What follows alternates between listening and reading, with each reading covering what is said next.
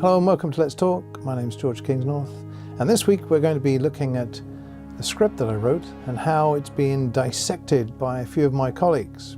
You've read through my little script called From Above. What were your impressions of it?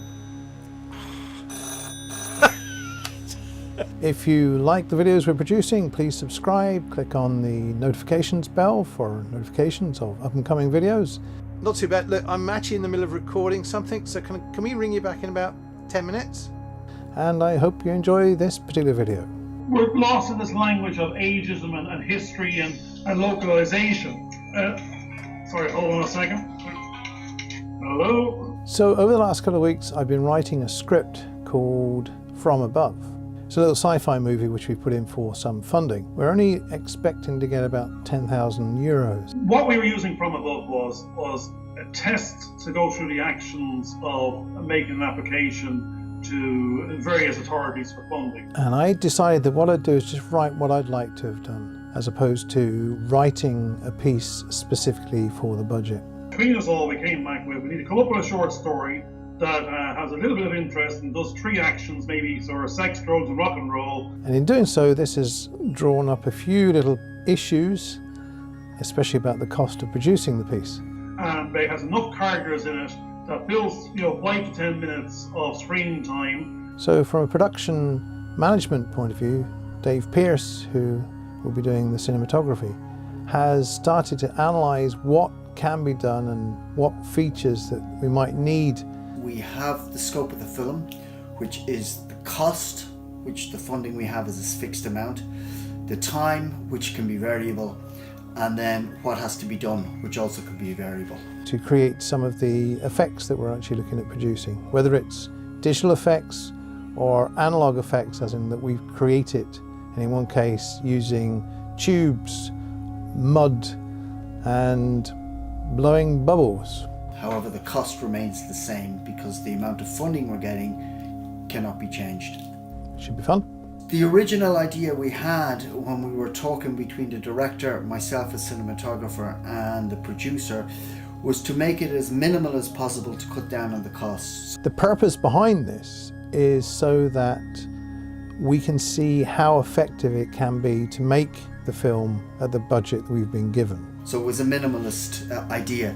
However, the script was then written, and looking through the script, even though I like it a lot and I think it's great, what the recommendations are is to start to strip the script back to the bare minimum of what we need and what we don't need. What I've discovered, even just alone on the special effects that will come up, there's a thing about bubbling peat moss. So that when it does come to the point of designing the shots, then we know that we're only doing what is necessary. There's also a flying saucer, which is either going to be a model and then filmed, which is fine by me, or else it's going to be 3D, but someone's got to sit down and make the model. Or some kind of costume and makeup has to be produced for an actor, which also costs money.